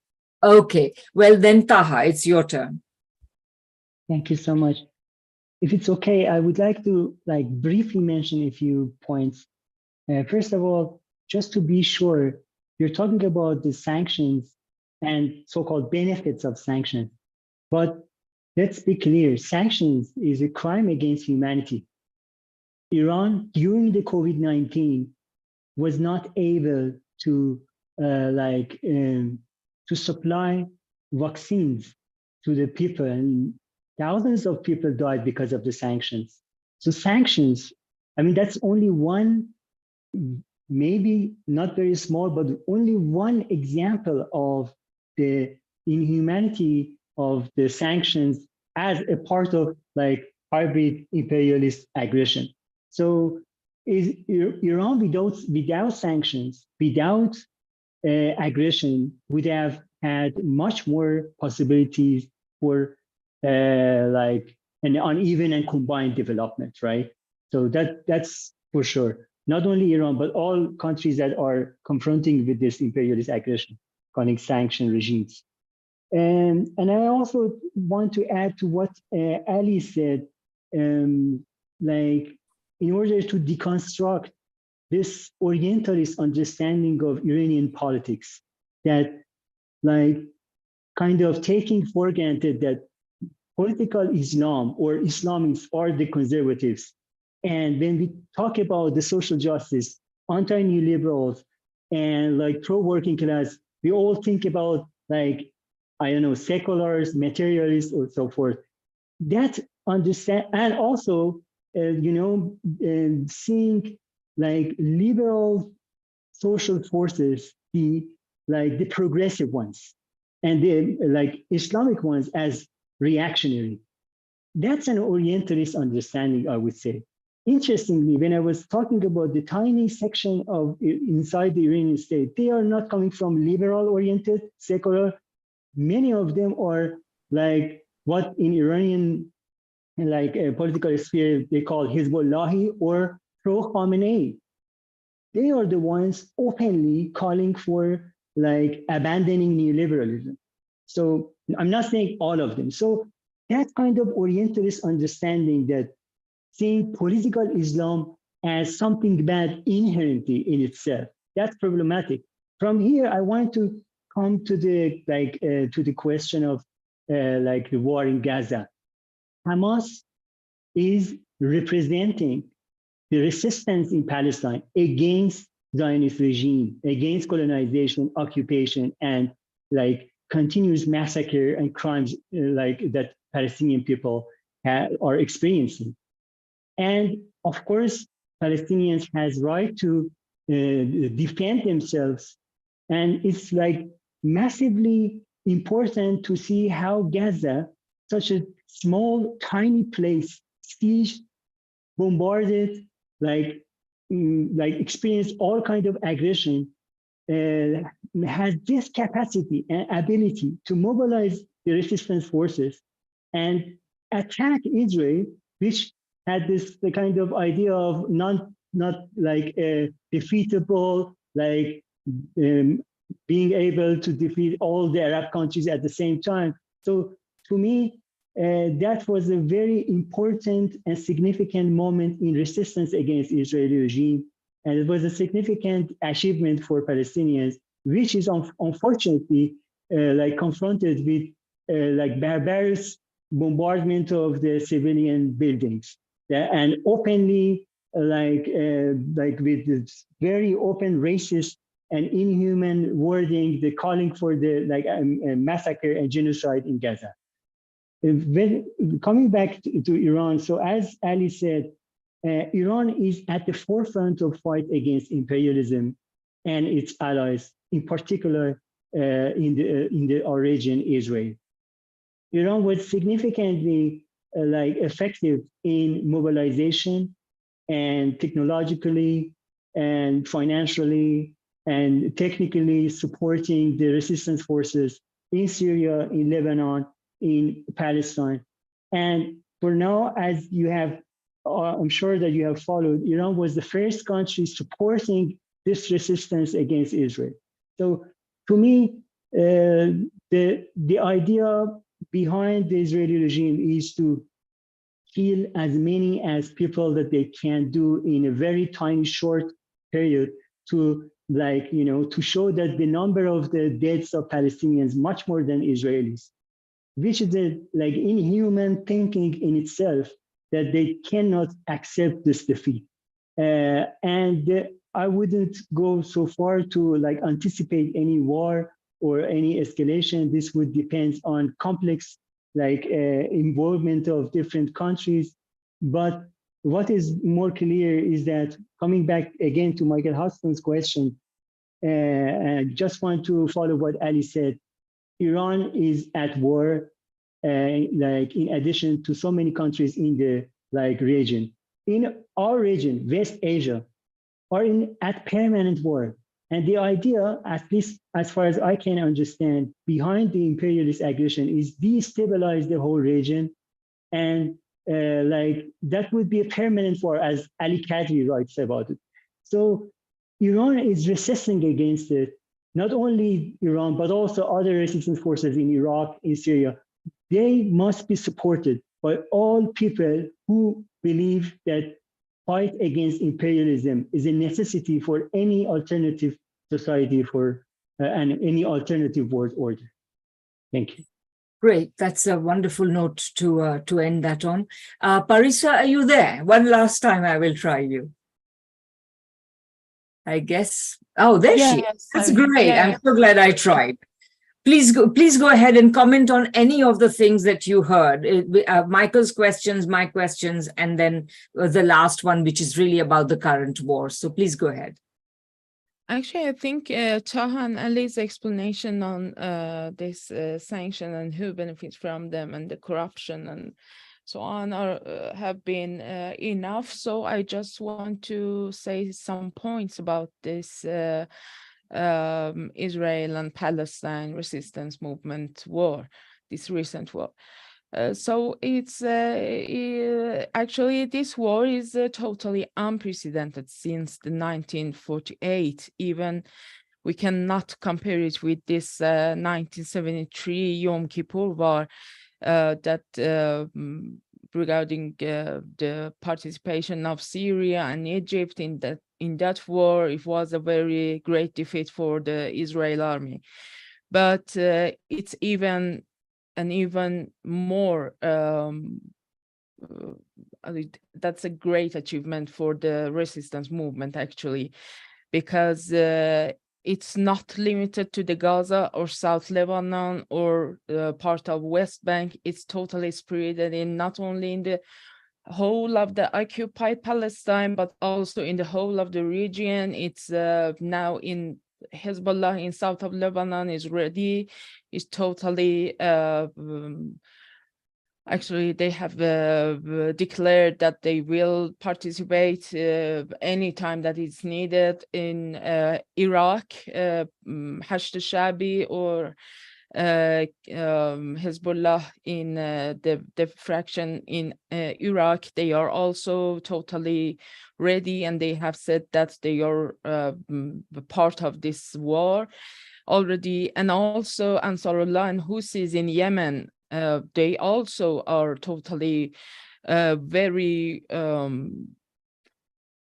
I can say they are totally they are just reloaded their weapons to all missiles or everything, their UAVs and drones and everything. So it's a very great maneuver for all of the fractions of the resistance axis in the region.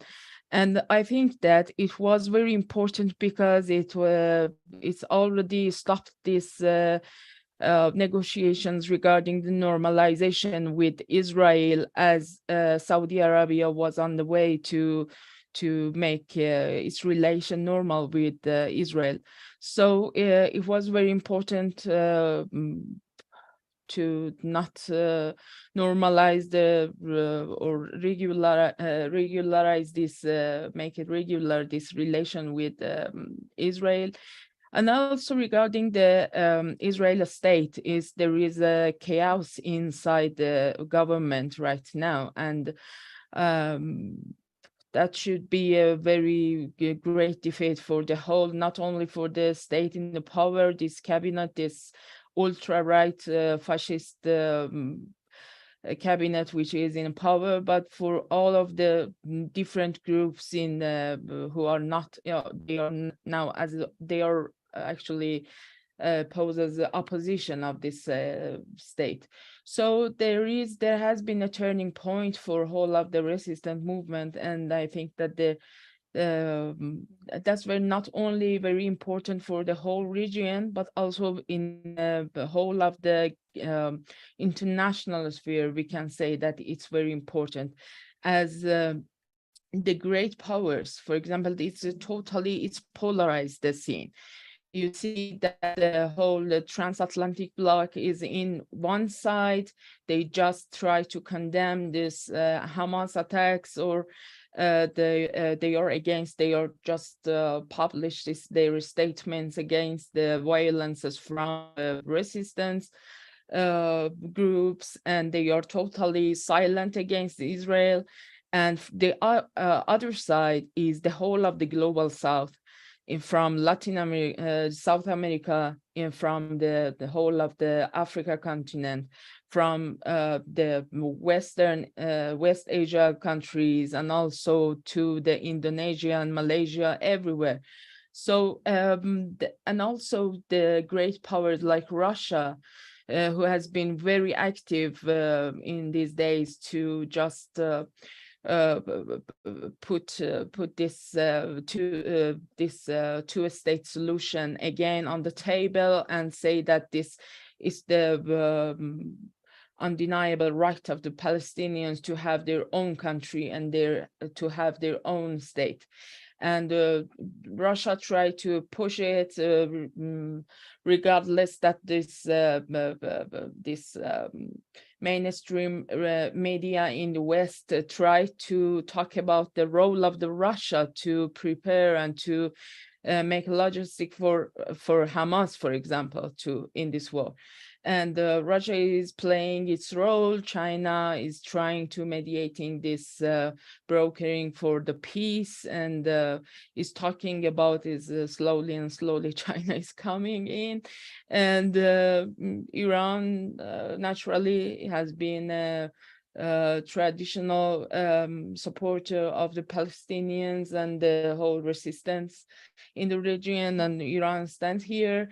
And the people of the region are totally, the rage of the people has been very, I